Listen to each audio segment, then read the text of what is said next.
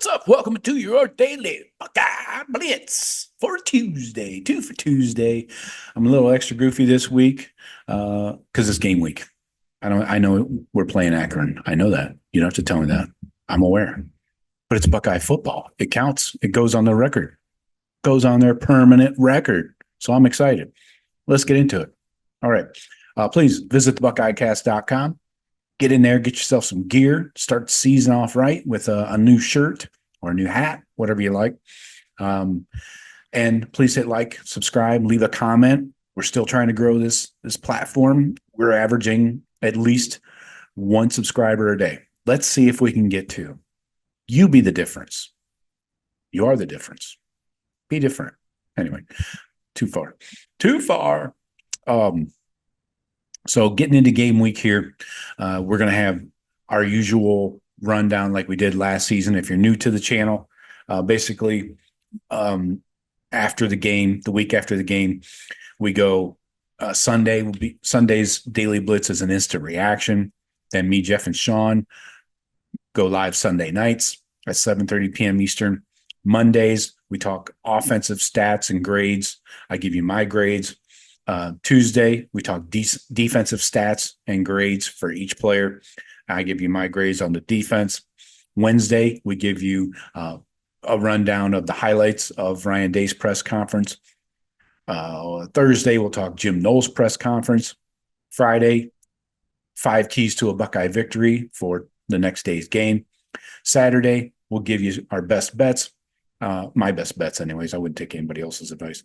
Anyway, so that's basically how the season's going to go, what each day is looking like for the Daily Blitz.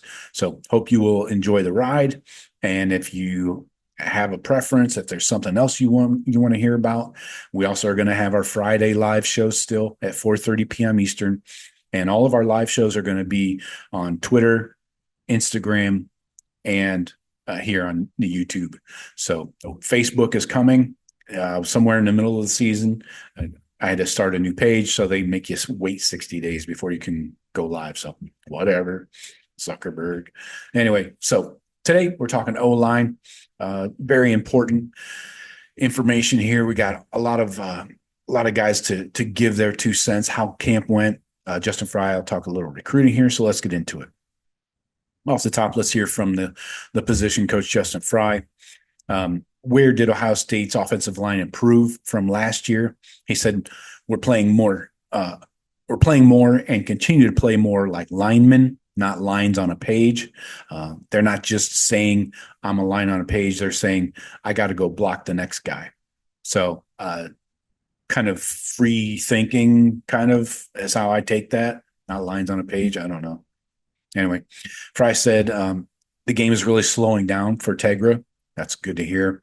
Going into his 3rd year now. He's been showing up a lot. Frye believes that the Buckeyes are close to their target of 8 or 9 offensive linemen that are ready to play. Anybody can have 8 or 9 offensive linemen. But when you say you have 8 or 9 ready to play, that's a big difference.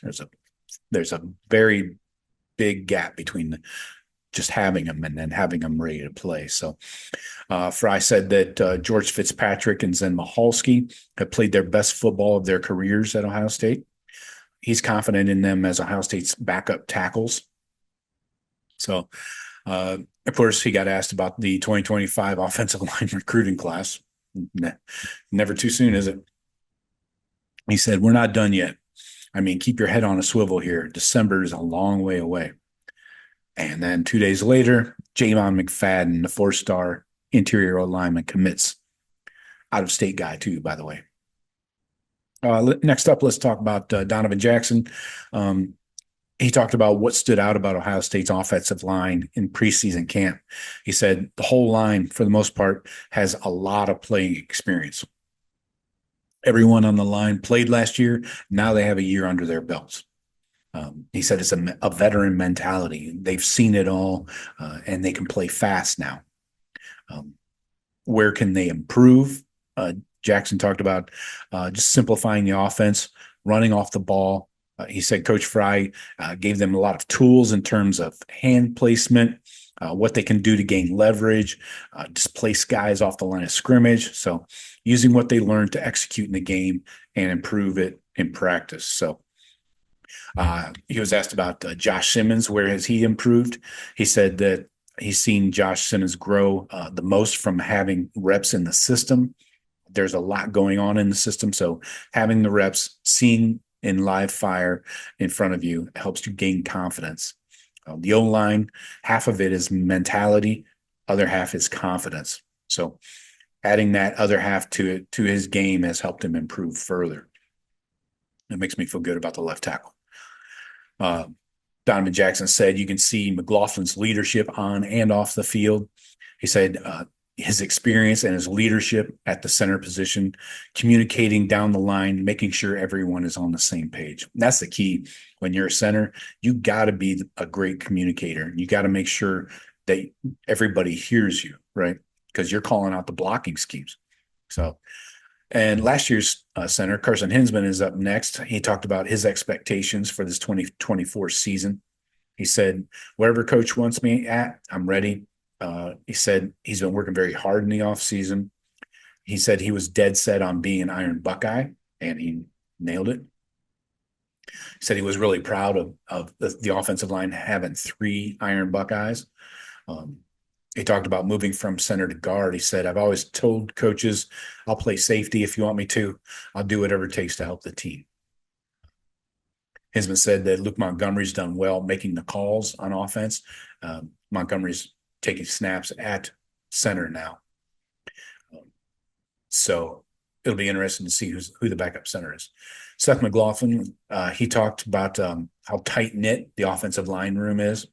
He said, I love the guys in the room. We go out to practice every day, and I'm doing it for the love of the guys in the room. McLaughlin says he tries to pass on what he's learned in his college career to the younger players, like learning habits and techniques. McLaughlin said he feels confident that Ohio State has up to 8 players that can get the job done in the offensive line group. So right in line with what Frye said, 8 or 9. He also talked about Caden McDonald as a defensive lineman that has impressed him during fall camp. So hearing McDonald more and more from Larry and now from the O-lineman. Next up, George Fitzpatrick. On where he's been earning his reps in preseason camp. He said right tackle, getting a few reps at left, and he feels like it's going really well. Fitzpatrick said Tegra is really violent.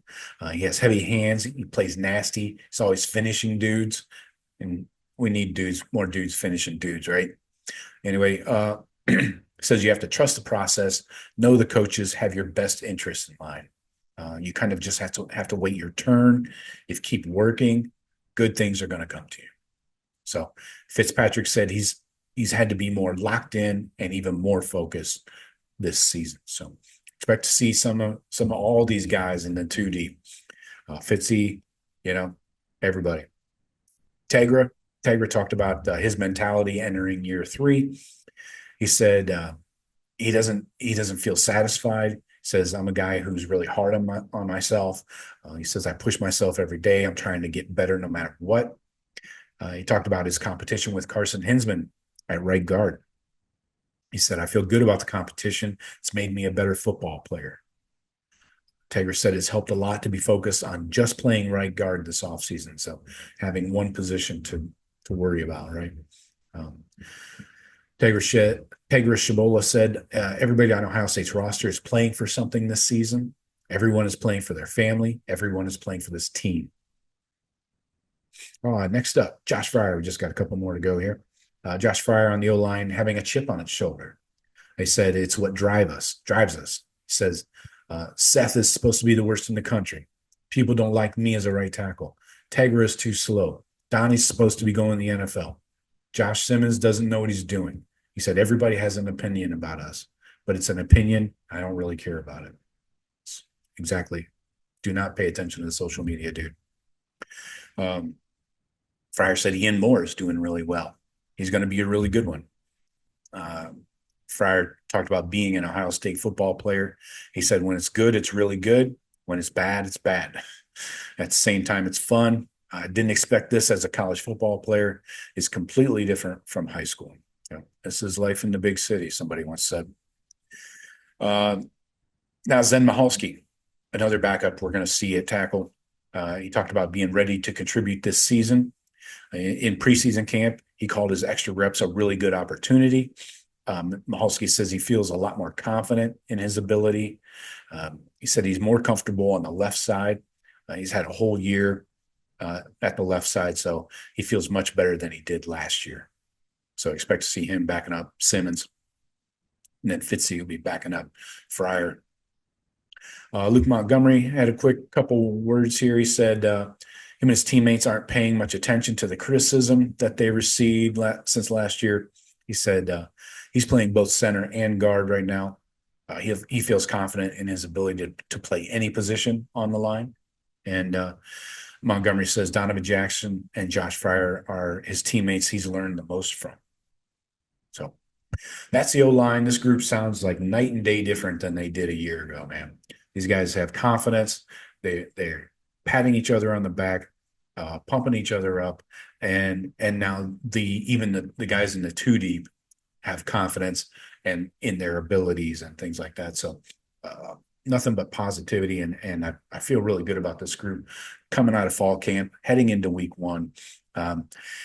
Obviously, they're not going to be challenged for a few weeks, so let's stay healthy and let this group really gel in the first 3-4 weeks, and let's see what we got after that. But so I got for you today, creeping slowly to the game week. Please hit like, subscribe, leave a comment. If you're listening on podcasts, hey, let me know, Apple Podcasts listeners, if you have any trouble with the show.